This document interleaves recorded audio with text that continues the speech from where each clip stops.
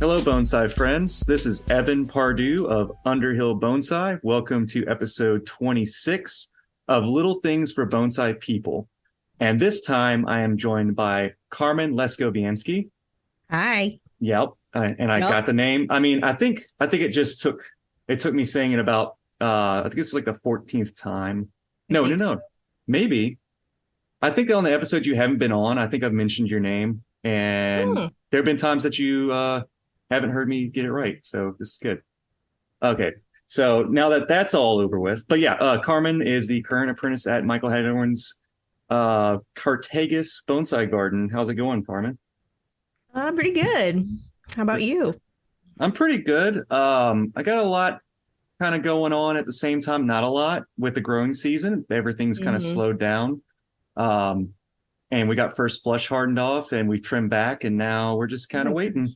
You're so far ahead of us. Our buds aren't even breaking. Like the spring is taking so long. We don't have leaves on anything really. Like it's insane.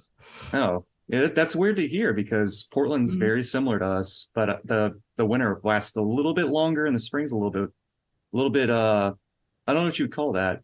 A It's cold spring. It's a it's a long, colder spring. cold spring. And we've had an unusually cold spring even for us, but yeah, our trees woke up I think about a month ago now and they're already hardened Oh, off. that's So amazing. yeah, it's crazy.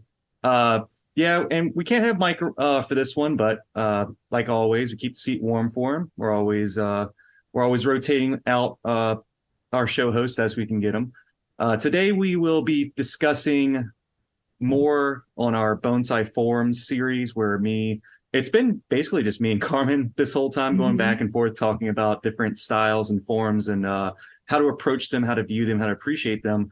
And this one the style that we'll be talking about on this episode will be the Literati style. I know that one's not simple to break down and it's not easy Mm-mm. to explain what it is, but we'll do our best.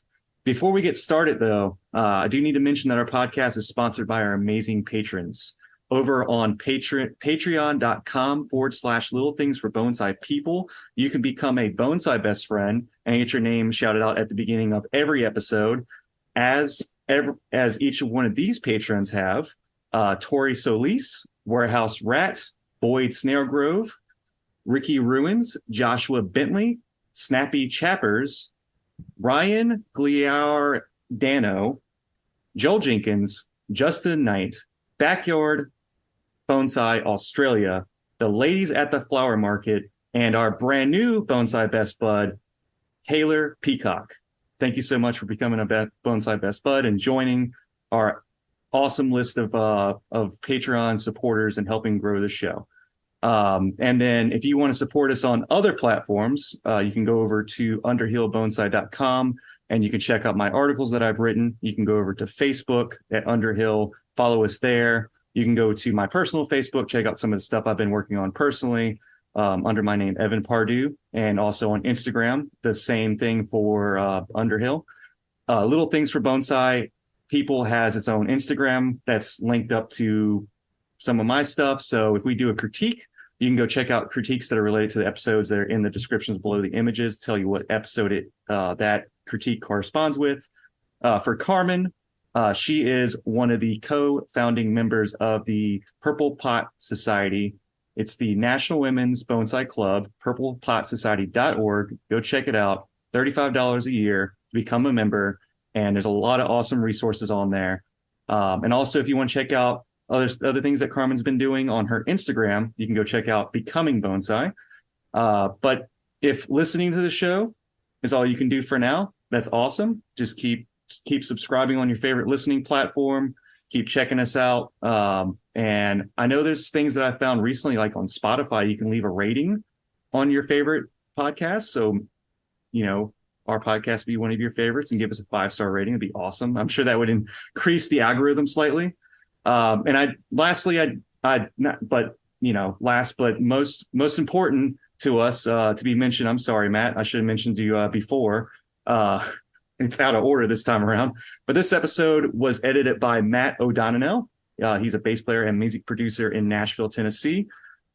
He's editing our podcast every week. He's making us sound awesome, making us sound smart, making us sound crisp and clean. Thank you so much, Matt. You can go check out Matt on his Instagram, Matt O'Donnell, or over at his website, mattodonnell.com. And if you want him to edit your podcast, or you have some audio engineering that you would like him to do, you can fill out his contact form on his website. But anyway, let's get into it. So I know Literati is not a simple cup of tea. You know, you don't just like warm it up in the microwave and throw a tea bag and steep it. You know, there's definitely a much different approach that needs to be thought of when we talk about literati. But Carmen, you work with a lot of literati at Michael's Garden, right? Like, I know from my experience up there's quite a few, like more than I've seen in someone's collection than usual, as far as literati goes, like good literati too. Yeah, so another name for literati is Bunjin. And we do have a number of them here in Michael's yard. And I think and they're really interesting, really cool trees. I think I've definitely fallen in love with them since I've been here. And I feel like with literati, people often use it as like an excuse, like a throwaway. Like they have this tree and they don't know what to do with it. And they're like, well, I guess I'll just turn it into a literati. Like it's, you know, like it's like a kind of a whatever kind of thing. But if you want to have a good literati, good bunjin, then it's actually tricky to really master that and find the right tree and find the right style and pot. You know, it's a lot more complicated than I think people think. And so I hope that as we're talking today, we can get folks to be more interested and not just think of literati as kind of like a throwaway, like I don't know what else to do, so I guess I'll do that. Yeah. And yeah. like with the kind of quote unquote throwaway kind of approach is like whenever somebody's growing out their tree and they're not really sure what direction to go with it because it doesn't have a really impressive flare. It doesn't have a really good nabari necessarily. Maybe there's really weird branch placement. And maybe they've been growing the tree for some time and it just seems to keep getting taller and taller. And you get to this point with the tree where you're like, okay, if I chop this tree down and restart it, then I have to chop it down and restart it. And for a lot of people who are beginning in bonsai, they don't want to do that. They don't want to be like, all right, I spent X amount of years growing this tree. You know, it could be anywhere from 2 to 3 feet tall at this point to be lanky and kind of like awkward looking. Or maybe it's a tree that was just neglected into a point where it was growing in the back, you know, the back 9, the back 40, whatever you want to call it, whatever the correct way to say that is.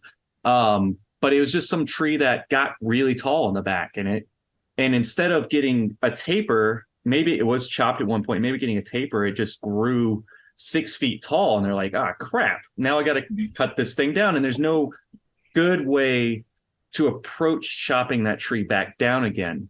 And so sometimes the cop out kind of seems like, okay, well, this is literati, you know. Yeah, I'll just cut all the branches off except 2 at the top and boom, literati. Yeah. And most of the time that's not correct. Because we'll kind of like break down what the word literati means and what it's supposed to represent. And I'm actually very fond of literati trees myself.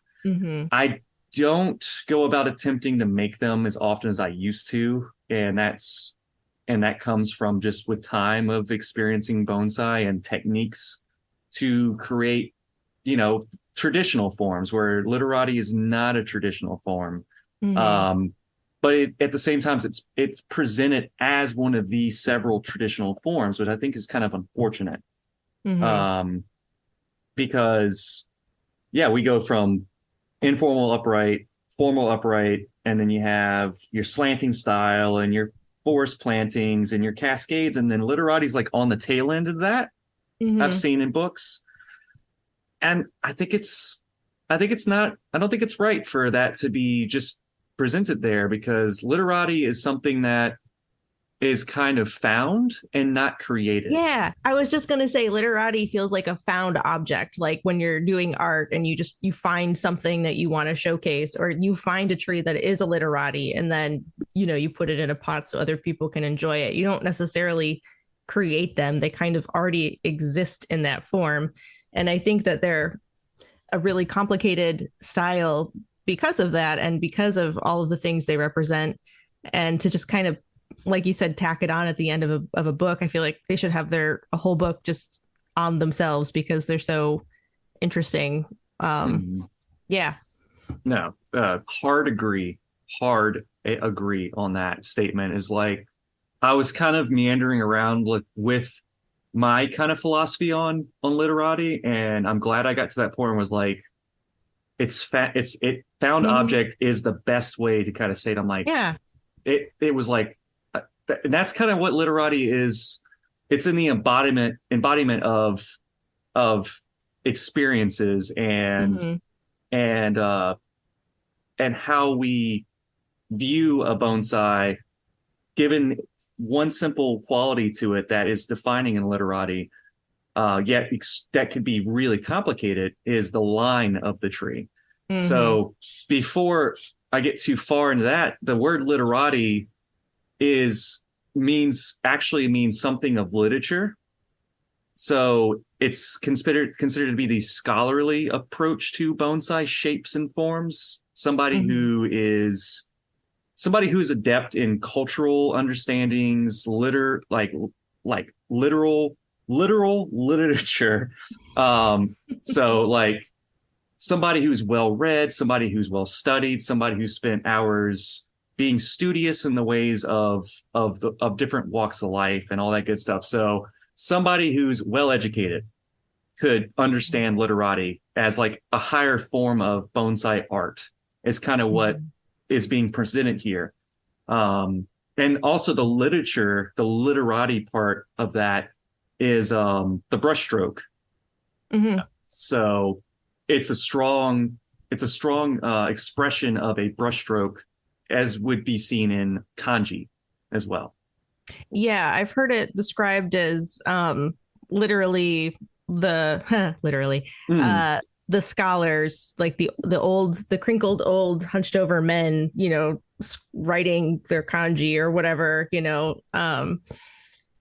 like as a representation of a person almost, somebody who's been through life and has all this knowledge and experience, and their body kind of shows it. And um yeah. yeah, the bent over. I like the bent over scholar kind of approach because it could be that it could represent something slightly animalistic, slightly half human in nature kind of feeling. Hmm. Somebody like I also like to think of like literati trees as in like someone who's been wandering the hills or the mountainside looking for what they consider to be like perfect beauty, and so they could sit down with their writing pad and like write a Hmm. haiku. Like Exactly. literally, Yeah. it gets to that point where it's kind of that cheesy. Hmm.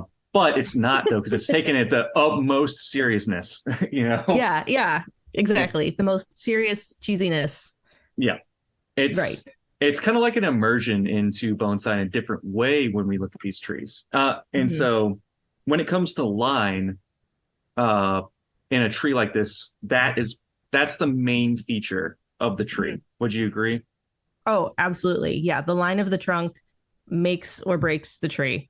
And I think a lot of times this is where the found objectness of these trees comes in, because it's really hard to create that kind of line on a trunk that, I mean, if you're creating a line on a trunk, usually you're working with a young tree, right? And so it doesn't have that age. And then trying to create that randomness that nature just naturally puts into these trunks, it's really hard to make a random curve. When you were here for seasonal, we tried that in class with a piece of wire. We handed everybody a piece of wire and we're like, okay, so when you're wiring a seedling, you kind of want these different movements that, represent that look more natural, that are kind of random. And then you take this piece of wire and you're like, oh, sure, I can make something that's not an S curve. And then you go to bend it and twist it, and you end up with an S curve like 75% of the time, because it's hard to be random. So Mhm. yeah, it's all in the line of the trunk. The foliage is an afterthought. Yeah, the foliage can Well, complement a yeah, little not an bit. afterthought. It complements the trunk line. It frames it. It shows it off.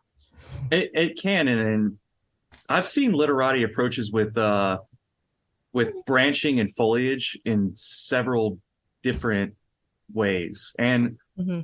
And like to talk about the way that a literati line is, um, one of the things that I've experienced is if you're trying to get that naturalistic randomness and feel to a tree, you can't just put a piece of wire. And let's say you did figure out a good shape and formula, like you're like, all right, I'm gonna take this Chinese elm whip and I'm gonna put Mm-hmm. wire on it and I'm gonna bend it and I'm gonna find a good back and forth kind of feeling, but side to side, but also in and out, something that lets the eye wander and is unpredictable in the way that it grows.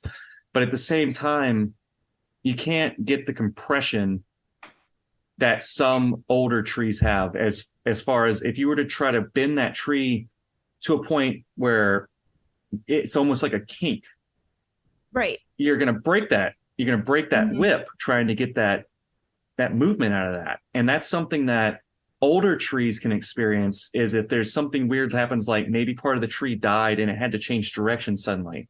Mm-hmm. And then you get these really awesome, very quick movements, like literally going the other direction suddenly. And those Mm-hmm. are qualities that we see in literati that are great, and things that age can only do to certain trees. Yeah. Um, so, and for listeners who are not familiar with the premise of the literati as a whole, the literati doesn't necessarily need good roots. Roots are a bonus, but somewhere for a good anchor. And the tree is very, very slender. Mm-hmm. And we're not talking like a regular bonsai here where you have big base and then it tapers nicely. Like literati typically don't have any taper. It's all line. Yeah. And it could run anywhere from at, I think the proportions on literati, I don't know if there are any hard rules on literati as far as proportion, like how long they should be. Have I you? I haven't run into any of that. I know that we have, one here that's like 12 inches, and I know we have another one that's almost 3 feet. And I know I've seen one over in Japan that was bigger than that. So I think they can range in size like any other style. I've never seen a Shohin literati though. Like one that's convincing? Can you imagine like a little 8-inch literati? I've never seen that. That'd be hilarious. I've seen a few like shimpaku Well, I literatis. guess I guess you could probably do that with maybe a shimpaku. It depends on scale, and it depends on like you could have like a little shimpaku or a little juniper that you've found that's Mm-hmm. got some really twisted, crazy nature to it, Yeah. and then graft shimpaku onto it. Mm-hmm. But even still, like you're saying, like the scale would be hard to be convincing, because when it comes to literati being bigger, I think the bigger is better with some of these trees. Mm-hmm. Because you're Because looking for age, and if you have a tree that's 7 inches tall, you may not have that quality of age. You might, maybe, but it's a lot harder, I think, to get when your tree is smaller than, even if it's just 12 inches tall.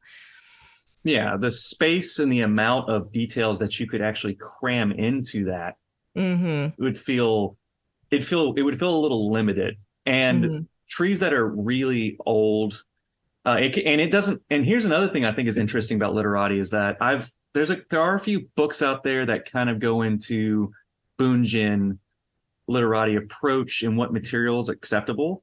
And I've Mm-hmm. seen everything and anything from elms, junipers. I've seen persimmons, um, boxwoods, like Japanese boxwood shrub, Mm-hmm. uh, hawthorns, all kinds of different trees. And even like sometimes you'll see it something that's not very predictable. Yeah. Like a rosemary would be an Mm. awesome literati. Yeah, that would make a good one. Like just something like that weird, jagged, long, twisted trunk with Hmm. just this strange, otherworldly kind of feeling foliage that you wouldn't typically Hmm. see. So, I mean, you could use any foliage type for it, but do you think the weirder the better, or maybe the more I like, think I feel like for me, and I feel like for me, um, I tend to gravitate towards the literati and the bunjin that are conifers, and I think maybe it's just because of my level of exposure to them, and because we have a lot of conifers here. Um, but those, to me, the age really reads well on those because you know that they're up in the mountains. You know they're really old. You know they're collected. Whereas something like an an elm or an azalea or something like that, I don't feel like that's naturally or that's necessarily like a natural state for them to be in. Whereas with a pine, it feels a little bit more natural. Um, but I think, like you said, you can do them with anything. But I think for me, probably some of the conifers, probably mostly pines, feel maybe the most natural to me. mhm. And I think another like one of the things with elms and if you were to try to do maples, I feel like maple like Japanese maple probably could get away with it Mm-hmm. depending on the quality of the trunk. And there's some older maples, Mm-hmm. but I think one of the things that people would probably be kind of confused by is is whenever you see a deciduous tree in dormancy and a literati without leaves on it, literally could just look like a stick, Mm-hmm. without much to go off of, without much what's the word I'm looking for? Without any Ramification? no, no, not that, not going Foliage? that direction, not with any Okay. what would be oh my gosh. Give me a Impl hint. implications? No, implication might be the Implication? wrong word.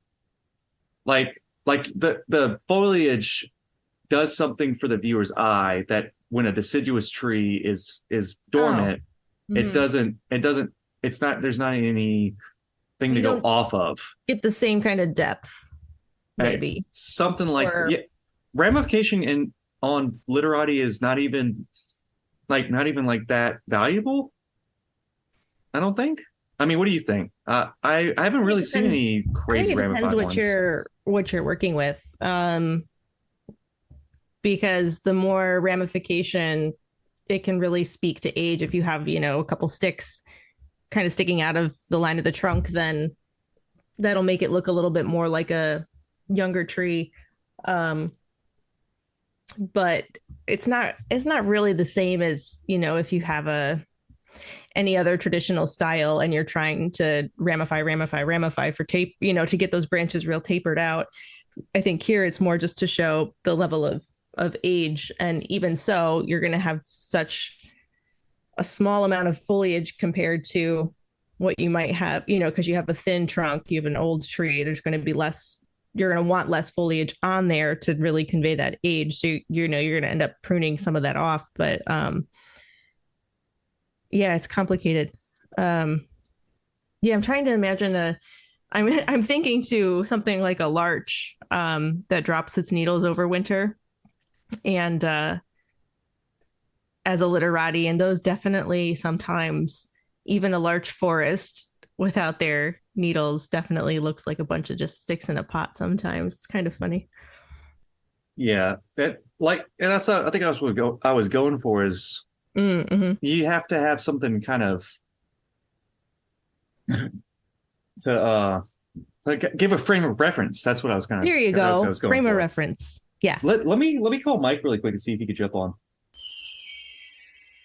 All Boom! right. All of a sudden, Mike Lane. Mike, what were you were just hanging out and we We totally forgot that you were there. What's going on, buddy? Not a whole lot. Just had actually just got home, had an afternoon to relax a little bit, and then I noticed the podcast link, and I said, "Well, let's hop on." Awesome. Yeah, Yeah, man. We're glad to Uh, have you here. I'm glad to be here. What are we talking about today? That's a great we're question. yeah. We're talking about literati. Oh, Yeah, isn't that great? yeah, no, I like. Yeah, that sounds great. It's a big one.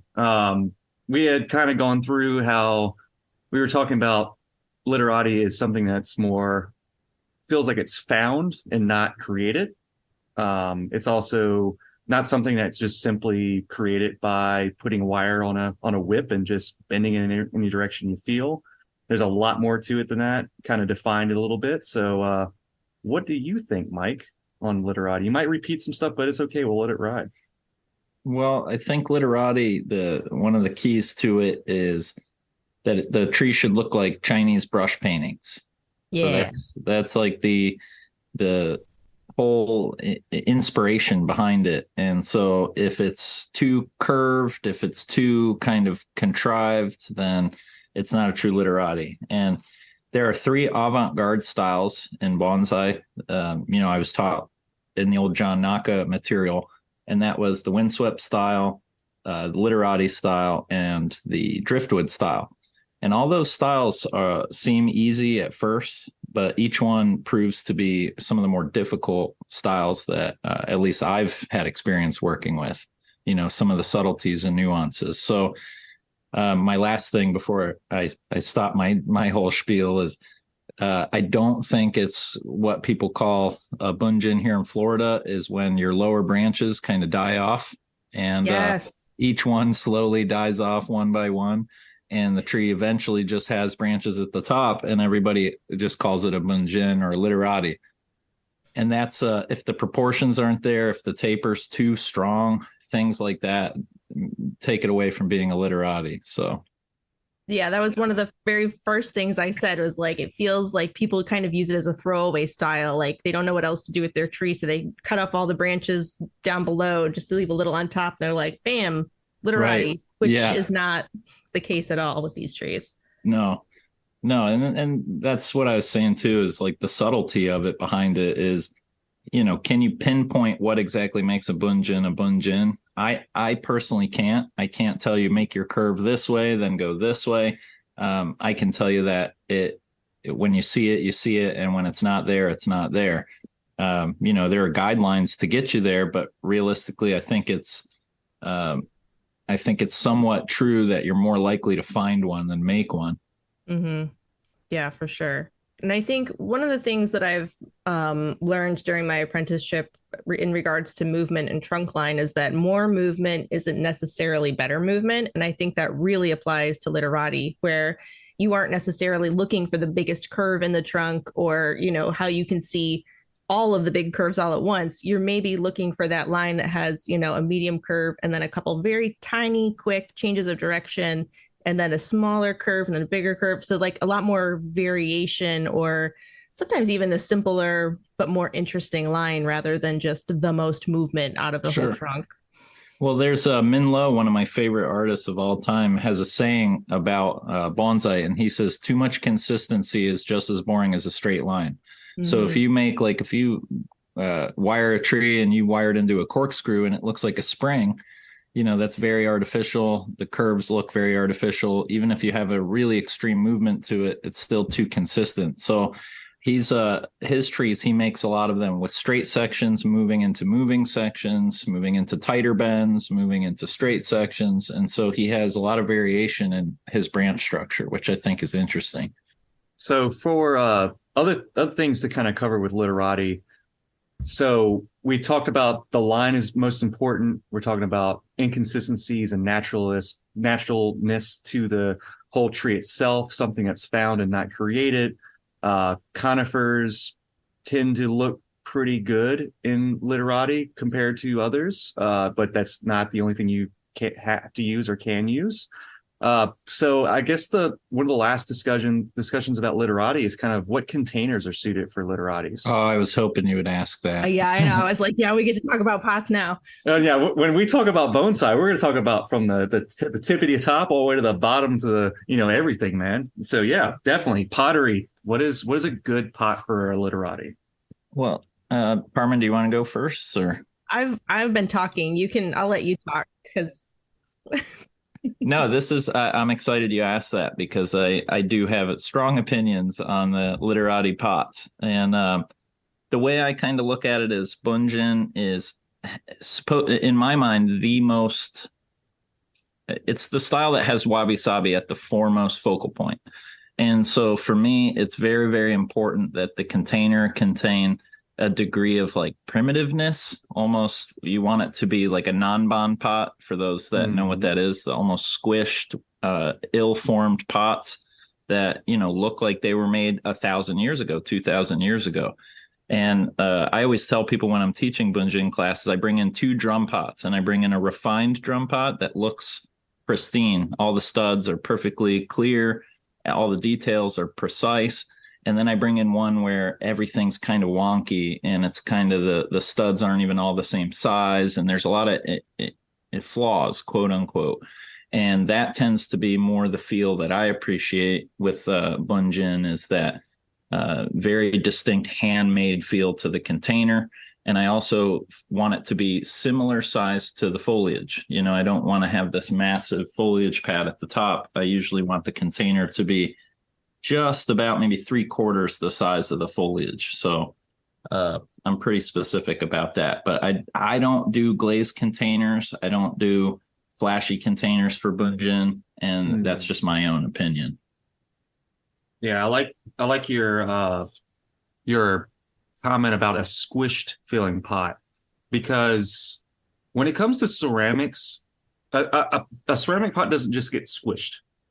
So sometimes these pots are made with more intention, or the complete opposite, where by mistake a second pot in the world of pottery. Sorry, that messed me up. In the world of pottery, a second is a pot that's kind of like a misfit or a reject from a kiln firing.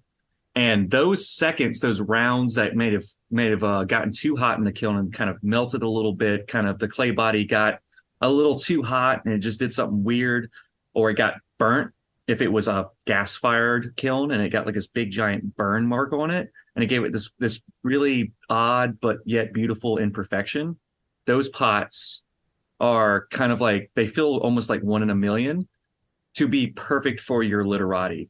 And then also you have your makeshift containers, which the Namban, which as Mike mentioned a little bit earlier, is the duck bowl pot. That's a repurposed pot that was used as a lid or a bowl for ducks to drink out of. And then they drill 2 holes in the bottom of it. Typically it's 1-2 holes, and then they'll cut a slit, not a slit, but they'll kind of bring up an area of it where the water can actually get out, and there's some kind of airflow. I've seen like little tiny notches. I've seen wire where I was at Cartagus, and Michael showed us this really lovely wire technique to make a foot on the bottom. But yeah, there's a lot of ways to repurpose these containers. And Carmen, tell us about that one really awesome repurposed pot that Michael is using. You know which one I'm talking about? The one that we put the Bunjin in. Yeah, it's a Bunjin, and it's an unexpected container. Oh, it's the brake drum. Yeah. Are you tired of hearing about that one? No, this is a cool. We haven't really talked about that one, but yeah, this Bunjin is it's tricky because it's like a semi cascade. So can we really? I don't know if it's totally classified as a Bunjin necessarily, but it's in it's in an old rusty brake drum, and it works really well. It's one of those kind of found objects that goes with your found tree. It's a really cool pot, and Ponderosa pine really like brake drums. So if you have any laying around, consider them for your trees. But yeah, the non-bond, that's a fun one, because we used one of those this spring too for a literati, and yeah, it's like the historic equivalent of like the terracotta saucers that go under your pots today, but they're much more interesting looking than a terracotta saucer. And the pairing of that, of the old literati with the non-bond, or you were mentioning like the imperfect pot or the unrefined pot, just furthers the image. And so when it comes to displaying, Mike, have you displayed any? I'm sure you have, like a literati of some kind. I actually have not done a literati. No, What? but there's a lot of there's a lot of specific rules to it. At least as far as shohin goes. Okay. It's the only tree that you can display in a shohin composition. It's the only one you can show single tree display. Mm-hmm. So it's also the only tree that can be over 10 inches. And in a shohin, in a shohin, yeah. And so, but it's not common that you see them used in shohin. And we had talked a little bit about that earlier. And like, can you make a shohin literati? It doesn't seem like you necessarily can make. It's a tiny literati feels kind of funny. It's fairly uncommon. I've only seen one example of like formal display with it, and it's single tree. And but then most of the material you'll read and whatnot will have kind of a little snippet about literati shohin. And so like it's not super common, but I think it can exist, with the right material and stuff. Yeah, exactly. I think there's some like buttonwoods out there that could probably make some. Oh, absolutely. I've seen some amazing buttonwood bunjin. There's I've seen some incredible ones. So those are what I'm kind of thinking of as far as found material that has really struck me as true bunjin, other than just like a kind of the curvy wired trunk look. Mm-hmm. What are the other rules that pertain to Bunjin display? Because I'm not very familiar with those. Other than that, I know you can show with a scroll and one accent item. So it's similar to like formal display for larger trees, but on a much smaller scale. So so it's really just for shohin. Then it has the more specific rules. Exactly. Yeah. Cool. Yeah. So I love Bunjin. One thing I wanted to touch on, Carmen, that you mentioned was the brake drum thing, and I think that's really interesting because sabi, one of the translations is to rust, and so that's a real rusting is a real focal point, a highlight of wabi sabi. That idea of impermanence, of like unending change. Mm-hmm. So yeah. Oh, that's really interesting. Yeah, this ponderosa does a lot better than a lot of our other. Well, not a lot better, but like it usually is a better color than a lot of the other trees in the yard. And I wonder if it's from the iron in the brake drum or if it's because it insulates differently than the ceramic, or we've been trying to figure it out exactly. But it's a fun tree. Well, I know Laurent, I was reading his book and he touches on using a metal pot for one of his Chinese elm creations. And I guess for him, it ended up, you were exactly right. The temperature was too much for the tree. So he ended up having to abandon that idea, but it was a cool pot. Yeah. Really cool. Interesting. That is the fear with some different materials for your bonsai container. Like the metal, obviously could accumulate a lot of heat, whereas ceramics it has a lot more of a what would you call that? Like a radiation, like thermal conductivity. Yeah, there you go. That's better than radiation. That doesn't make any sense. Thanks for those big words, Mike. And then like a glass container could even get more screwy with you when I'm thinking about stuff like that. I've seen very few glass containers that have been successful. And even, Yeah, it's I'm one of those people. I always teach this is if you're going to mess with a couple, hundreds of years worth of trial and error, you have to accept that there will be some bumps along the road. So like if you're going to experiment with new pot mediums, new soil mediums, new pruning methods, new styles, anything like that, you're basically entering into no man's land. And I always tell people, I'm like, it is an art and you can technically kind of take it however you want, but you are venturing into a land where nobody can really help you. And I can't tell you if your design will be successful, can't tell you, much other than kind of extrapolating, So I do like experimenting and stuff like that, though. Just, you got to deal with the bumps. Playing around with the literati kind of helps us get into that area, but it's still you still can't venture too crazy far away from the core principles of the wabi sabi that kind of makes literati too. Mhm. So, Correct. you can play around like we were saying, like with different container types or maybe different displays in the future, but that kind of is a kind of an art versus bonsai conversation we had a little while Well, back that would kind of go into that. and my So, thing, my thing has always been this: is like I'm all for it. You guys know, like I'm big on the cosmic bonsai, I like Laurent and all that, but I'm also big on like specific definitions. And I always say to people that you can't drink a cup of tea and say you're doing Japanese tea ceremony. So hmm. it's unless you're adhering to the philosophical and cultural principles of Japanese bonsai, then you're not doing Japanese bonsai. So if you're deviating too far from the norm and you're showing a bunjin that isn't really with the rest of its contemporaries, well, then you do have to ask yourself, am I straying too far from those kind of cultures that make it bonsai? And not saying it's a bad thing or a good thing, just saying that it is important to kind of point out that there is a culture of wabi sabi and a philosophy that permeates their artwork. Yeah, absolutely. I think I could go on for hours about this because I've had this conversation so many times where it's like, can you call it bonsai? And I think on some level, absolutely, because you're taking that art form and experimenting with it in more of like it's like when you consider modern art or whatever. Sure.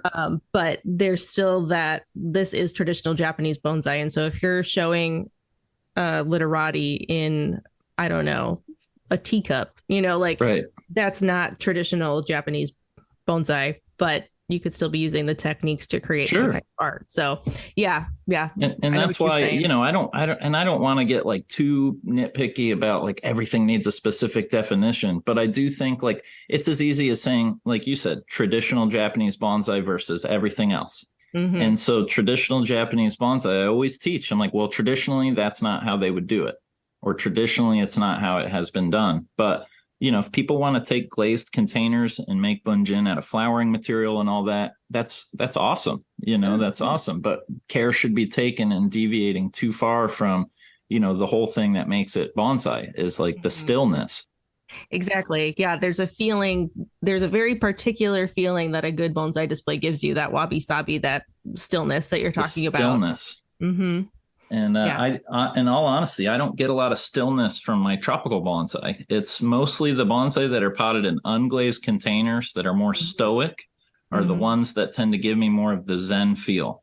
And the ones that are potted in more audacious, kind of loud pots and containers, and that flower brightly and have all these clever kind of what's the word? Almost like a shtick. Mm-hmm. All these trees have like something neat about them, but it doesn't fill me with that feeling of stillness, of like meditation. Mm-hmm. And so I Yeah. think deviating too far from that, you do lose that feeling. Mm-hmm. For sure. Well, you think we guys are good to do a couple of listener questions and then maybe a critique? Yeah, sure. Awesome. So I was holding off for critique, but because I wanted to have all three of us because it's a tropical and also it has a before and after. I sent it to the group chat. Before we get to that, we have a comment, not necessarily a question, but it was a one of our bonsai best buds made a comment about Yamadori, based off of the conversation that I had with Nate Murray a couple episodes ago.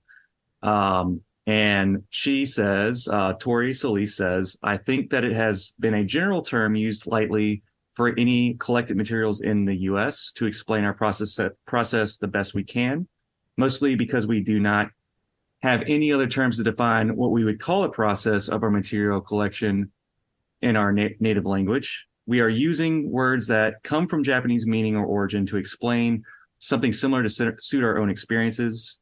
Given our diverse landscape, many of us are not collecting in the mountains, and I have referred to that material as urban Yamadori to reflect how it is similar to how that is collected, but different.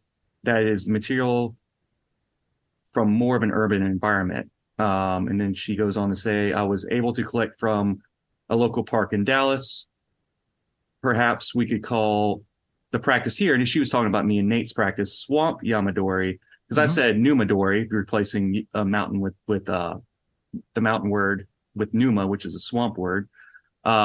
And she says, I'm sure we've developed commonly accepted terms to explain our process. It's just the nature of how language develops, and we'll see it natural development as the expansion of the term Yamadori, and is the closest word to describe our experience, if yet imperfect in the definition without modification.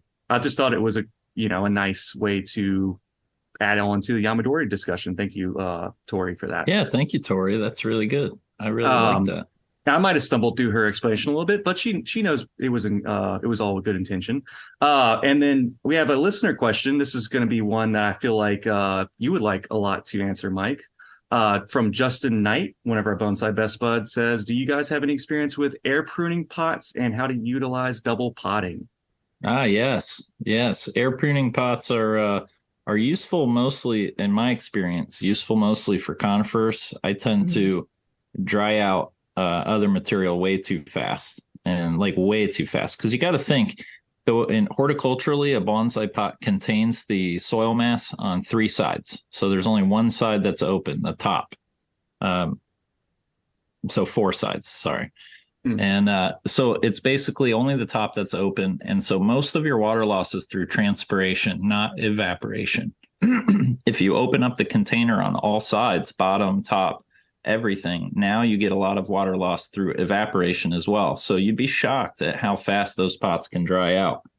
So I tend to only use them for conifers. And honestly, recent years, I've abandoned the process altogether. So haven't really used many air pruning pots in recent years.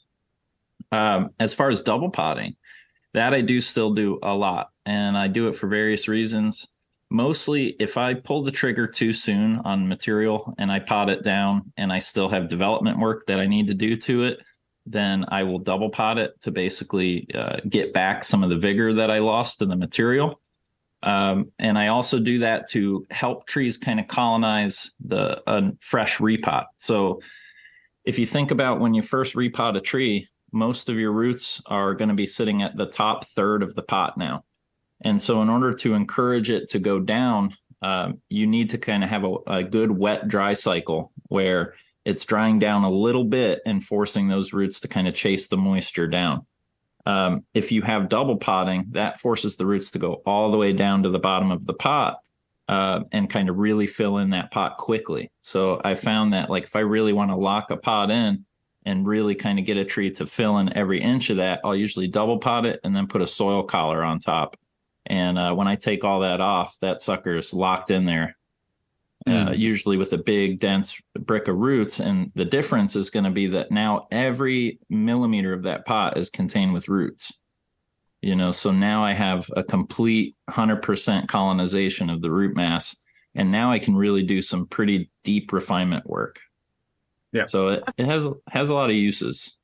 That's one way I had not considered double potting. I think I've only seen it really for like young trees in development, which is what you're talking about. But if you had something that was further along in the process, even just getting it to lock into the pot and have more roots all the way down to the bottom, I think I never thought of it that way. And I think that's really interesting. My brain is going with that. Yeah. With all the possibilities. It's really useful. And also, like I said, mixed with the collar. The collar's ugly. I hate using the collars, but they really, the important thing is that they keep that top like inch moist while everything's kind of rooting in. And so it really, once I kind of disassemble all that, it's a brick through and through from the top of the pot to the bottom of the pot. And it's usually happens pretty rapidly, like within, half a season. So it's pretty cool technique. I like doing both of those. I've got a maple that's really struggling in a shallow pot. And I'm wondering if maybe double potting it, just even setting it on top of like the second layer of Sure. soil or pumice would just really encourage those roots to go down because it's extending the water column. Oh, absolutely. So I think I'm going to try that and see if that works, because we didn't put it in a deeper pot. We just put it in fresh soil. So I'm going to try it. I'm going to see if that works. Cool. Yeah, I like that. Fun. I'm going to do that.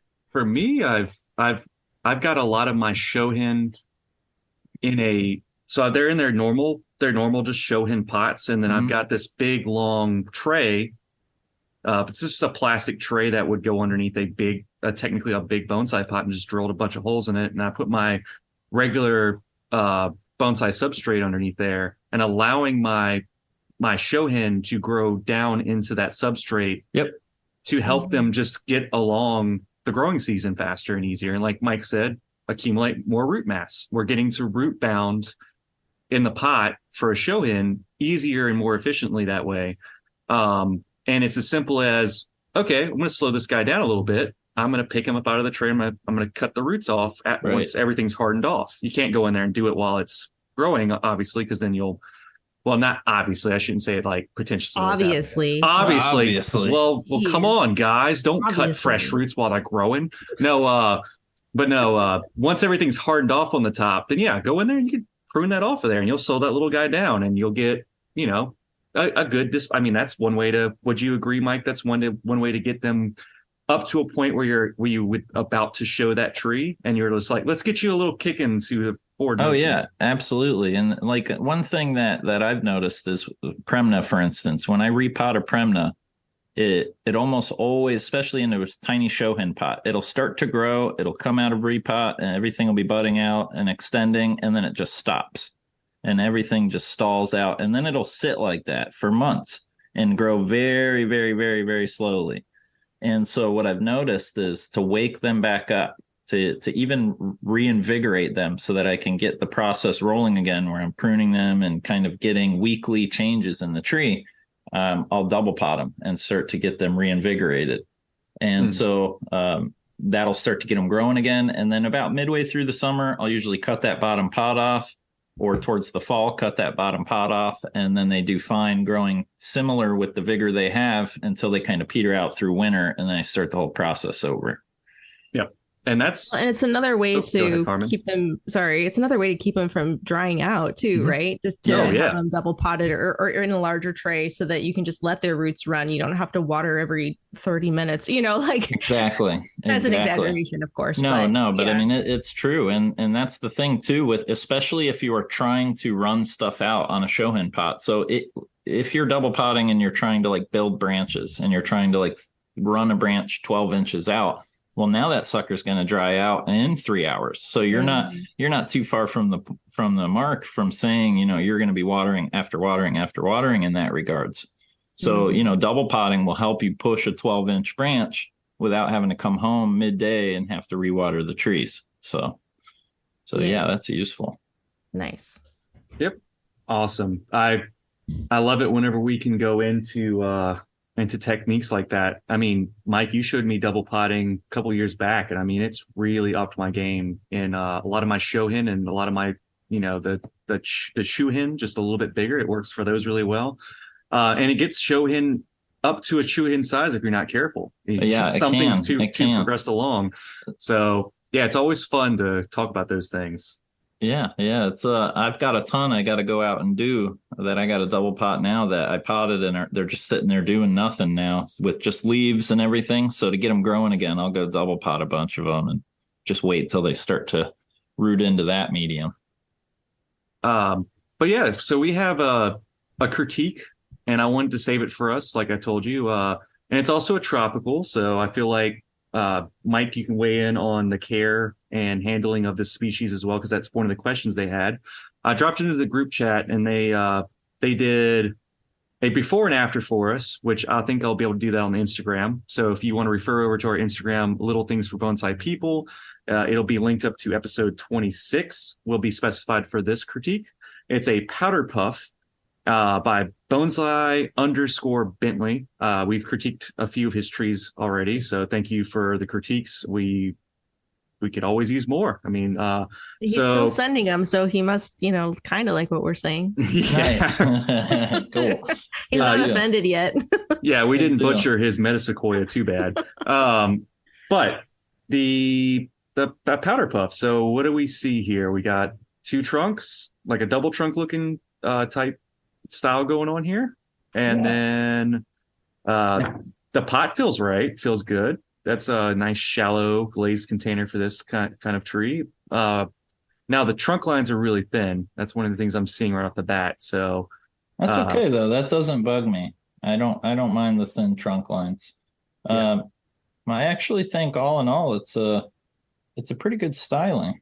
It's good styling. I would say one thing my critique is on the styling itself would be to increase the wire diameter. Is it looks like that wire was probably really hard to work with as far as getting the branches to move the way he wanted them.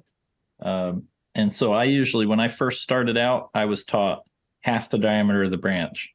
And so most of the people that know me know I wire with much bigger than that, usually for development, like the diameter, 2/3 diameter. But when you're first learning, half the diameter is a good starting point. And so you'll see on some of those branches, the thin branches are wired fine, but the thicker ones, you're not really going to get much movement out of that kind of wire. what do you think, Carmen, with the before and after on this? Yeah, I like the color of the pot with the color of the flower. I think that maybe the pot's a little bit. I like the oh my gosh, like the length and width of the pot. I think it might be but overall I think it's a little bit big for how thin and delicate the tree is, but I think especially since it's in development, it works really well. I would so as you're going up that main trunk, at like the second junction, it looks like there's almost three things coming out of one spot, or you can see like a back branch and a front branch maybe crossing. So I would, and it might just be the angle of the photo, but I think that's something I would consider changing the front just a smidge, or like I said, it's probably just the angle and I'm being really nitpicky here.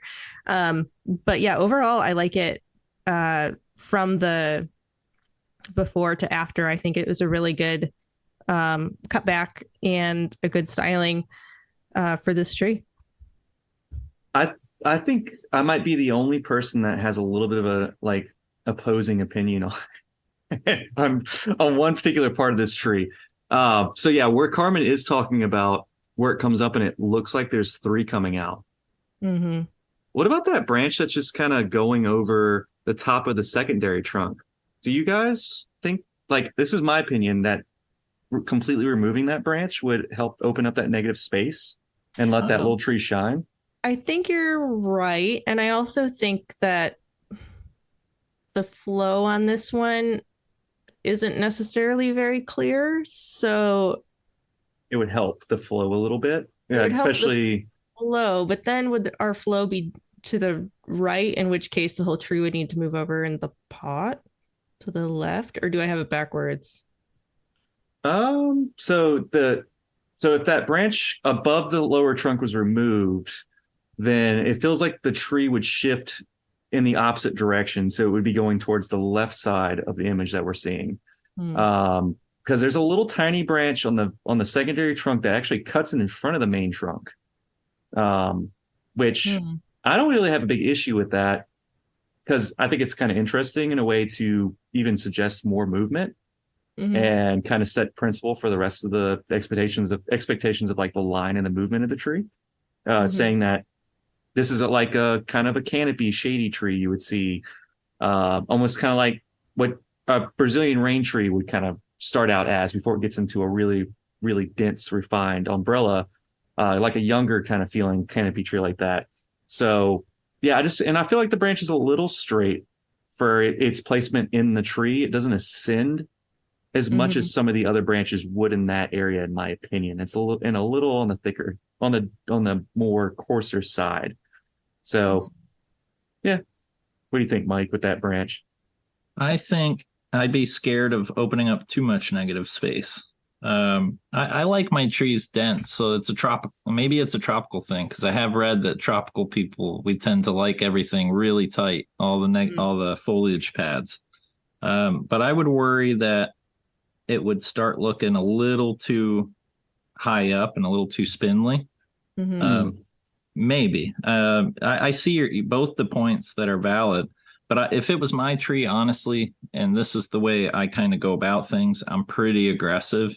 Is that whole branch is lacking like the ramification that it needs further back on the branch itself. So, like if you think of branch ramifications going 1 to 2 to 4 to 8 and so on and so forth, well, it's very important where we get that 1 to 2. So if it's 3 inches out, 4 inches out by the time we first go 1 to 2, well, then how far out are we going to be by the time we get to 4? Now we're reaching way too far out to make like a good tight design. So me getting to the point is I would cut all that stuff back hard past where there's any green and let it all bud back and try and move forward by dividing the branches one by one. That's just my approach. So it wouldn't necessarily be an issue for me as far as design, because I would be tapering that branch into ever thinner branches from very close to the trunk. So yeah. I guess my point is I would keep that branch, but cut it back a lot harder. Mm-hmm. Yeah, I agree that if there was some density there, maybe it wouldn't be so much of an issue.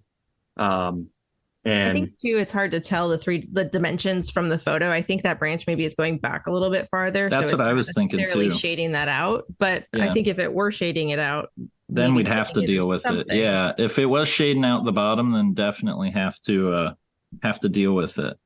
But one thing too that I noticed is there's a bunch of little like gins on the tree, like these little snags. And yeah, I see that too. Me personally, again, I'm pretty traditional in most of my practices, and I don't like snags and stuff like that on trees that we could easily heal them up. And so something like a caliandra or a powder puff, again, just my personal opinion, I tend to not have deadwood on them if I can help it. Mm-hmm. Yeah, it could lead to issues down the road too. Yeah. Okay. Well, cool. I mean, we love critiquing y'all's trees. Don't be shy, guys. I know it's hard to submit an image of a tree and then have 3 people literally sit there and say things like, you know what, we cut this whole thing back hard. You know, sometimes just another opinion. A lot easier to say things when it's not your tree. It is a lot easier. Yeah. On that same note, though, is like I will say I've had my biggest like level ups from my harshest critiques. Yeah. So my like harshest critiques have been the moments when I made the biggest growth. So it's that is going to go hand in hand in bonsai. I think is like, especially as you get to the higher levels, is you're gonna have to take your lumps. Yep. All right. But I think it's a great tree. I really do. Yeah. No, it definitely has a lot of potential. I think all 3 of us are kind of a different boat right now with it. Yeah. Well, we have 3 different ways of styling and approaching it. Yeah. And you know, my big thing is like I approach just about everything as like a clip and grow project. So I'm like, let's cut it all back and let's grow it from stubs. Mm-hmm. So, well, I just like powder puff trees. I think they're really fun. They are really fun. Yeah, great flower. Something that you don't see on a lot of bonsai. That flower is very unique for them too. No, there's a lot of varieties of them too. A lot of different types that some actually, even going against what I just said, there's some in Brazil called Caliandra spinosa, where they're collected with gnarly deadwood. Cool. Yeah, so they do have true Yamadori there. Excellent. I mean, yeah, that's a Yamadori that, like you said, it's exclusive to that range. Yep. Yeah, so okay, well, let's move on to the bonsai word of the week as we get towards the end of our show here. I went ahead and I picked out another complex word for us to just kind of ramble on about. So the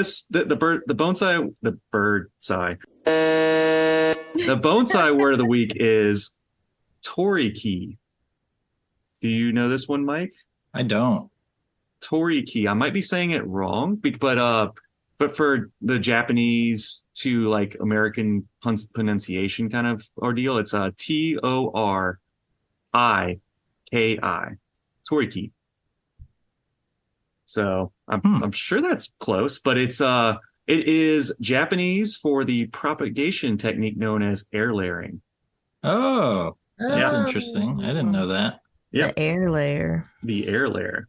Tricky air layers. Yep, air layers is another way to jump down a rabbit hole of another like 20-minute Yeah, conversation. no kidding. Yeah. But yeah, air layering. I've actually brought this up in a previous episode on the process of how to take an air layer. So if you guys want to know how air layer works, then you can either Google it or try to go back and refer to the episode where I explain in great detail how one is done. But yeah, the benefits of taking air layers is just vast. There's so many opportunities when it comes to different species and varieties of things that you could do, as far as making shohin or making even larger size trees with, depending on how daring of an air layer you want to take. Yeah, I think the other thing that I think is often overlooked is root correction, is correcting Nabari with ground layering, which is basically the same thing. But that's really, really a great way to kind of get past funky Nabari on something that's already developed, you know? So Japanese maples, things like that, it's very common for them to say, well, we don't like that base. Let's go ahead and layer on a new one and grow like a perfect radial Nabari. So it's a good technique. It gives you a waste not type approach to it because, you know, I've seen some trees that have been in development for quite some time, and there could be that thing where the grower is saying, I've spent so much time ramifying this and growing branch structure, and this tree is from the earlier days of me practicing bonsai where Nabari wasn't that big of a deal to me. And now we're years down the road, and like you said, Mike, a ground layer could fix all your issues with that tree. Might shorten it a little bit, but shortening it might also sometimes that's fix better. Things. Yeah, like if you have a big gooseneck on the tree and it's going all the way up the tree, and your first branch is, you know, way up in the top fourth of the tree, that's really, really useful to kind of lower that trunk span, and then you get two trees, and both of them will be better for it because the first one will have won't be as long. We'll probably hopefully have better taper if we're doing the layer. And then the bottom one will reduce in height and be able to correct its taper. So for me, if I'm doing an air layer, it's usually a win-win. Otherwise, I'm like, I won't mess with it. I'll just cut it off. Instead of turning it into a literati, just air layer off the top. Exactly. That's what I'm saying is I can't do the Florida literatis. Sometimes I call it. But, well, you see what I did there is I made sure to include air layering on the end of the literati episode so we could just circle right back around. Full circle. Yeah, goes full circle. Yeah. Bravo.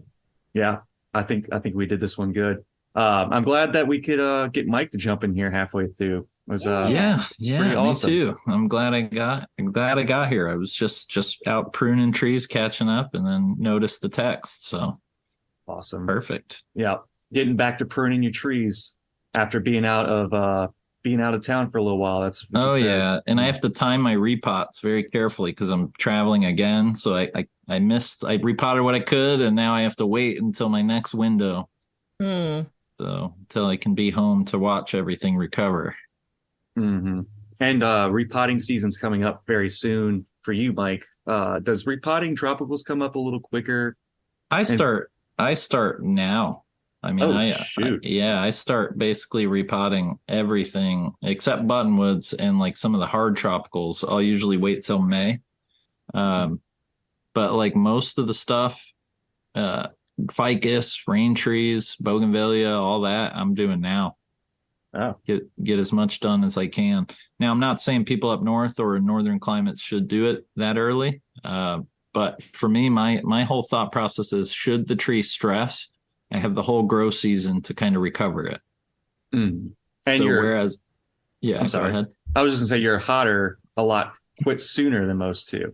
Correct. Yeah. And so I worry about, I've had things where I've like repotted buttonwoods in August, and then they don't quite push the way I want them to. And then we're into September, and then we're into October, and now things are starting to turn around and the tree's not growing good, and it has to go through winter very weak. So I've started doing my Premnas and a lot of the other things April and then May for the stuff that needs it hotter. Mm-hmm. Yeah. Like me and Carmen were mentioning much earlier on, it was my trees have already experienced first flush, hardened off, and we cooled off. We got a really weird cold front. We cooled off, and everything just kind of went to a standstill suddenly. Whereas for Carmen, you were saying, Carmen, that like we barely have leaves. Like, yeah, you're still waiting for leaves to pop. No way. Are you serious? Yeah. like some of the maples are starting to extend, and like the climbing hydrangea has leaves on it, but like, I mean, we barely have leaves. It's insane. That's so cold. crazy. But I just looked at the weather, and like the end of the 10-day forecast, I see 84. So we have a 35-degree nighttime temperature sometime this week, and then in 10 days we'll be up to 84 during the day. So it's just been a long, cold spring. Yeah, no kidding. Yeah. But like everything's just ready. It's all like right there. As soon as we get one hot sunny day, everything's just going to explode. Explode. Yeah, that'll be a good day. Yeah, I'm excited. Yeah, that's cool. I'm jealous. And plus, you guys are going to have 85-degree days. That sounds amazing. Mm-hmm. What's it looking like right now for you, Mike? Well, we're not, today was luckily like an 85-degree day. But lately, when you honestly, say luckily, well, because it's been in the 90s, man. It's Oh been, my gosh. yeah, it's been hot. Mm. So I, we were joking before that it's like we didn't even get a spring. We just jumped right into summer. And so it's nice to get a couple 85-degree days. Yeah. So yeah, this has been a great episode. We got a lot done. We got a lot talked about. We talked about the weather again. We talking about the weather. Gotta talk about the weather. It's what you do. We'll just do the forecast segment at the end of each episode. We so will, everybody yeah. knows. What do you have? What do we have in your part of the woods? I mean, Louisiana is fair. Overcast, 80 degrees. Hey, this is going to come out next week, and everything's going to be different. Everything's gonna be drastically different. Exactly. But yeah, pack your umbrella. Mm-hmm. Yeah, it's about to get rainy over here. Yeah. So the rainy season's about to show up, and I'll be thankful for that because, yeah, our springs tend to like creep up really nice and soft. Like we don't really have any extreme hot days like you guys are experiencing in Florida. And then as soon as it does get a little too warm, then it just rains for like 30 days straight. It's great. Yeah. I don't know. It's been raining for about 6 months here. So I was about to say, in Portland, it just hardly ever sun shines over there. So well, once we hit June, we won't have rain again till September. So really, that's so strange. Yeah, Ours it's like totally dry and arid all summer. It's ours is the opposite. Mm-hmm. Yeah. Yeah. So all right, well, let's wrap this one up, guys. We're running pretty long on this one, but it's been all good stuff. So we'll catch up on the next episode. I know we're trying to get a featured guest in. All right. Yeah, we're talking about. I don't want to spoil it for any of the listeners, but we're going to talk about it after the episode's over. So, all right. But yeah, I'm going to go ahead and end this one, guys. So thanks for listening, Bonsai buds and new listeners and bonsai lovers alike. And thank you, Carmen. Thank you, Carmen. And thank you, Mike. You're welcome for hanging out. It was supposed to be thank you, Carmen. You'd be like, yeah, no problem. Yeah, and I'll be like, you're welcome. And I'll be like, and thanks, Mike. And you'd be like, I just wanted to make it really awkward. Thanks for making it super awkward. And we will talk to you guys next time. Bye. Bye.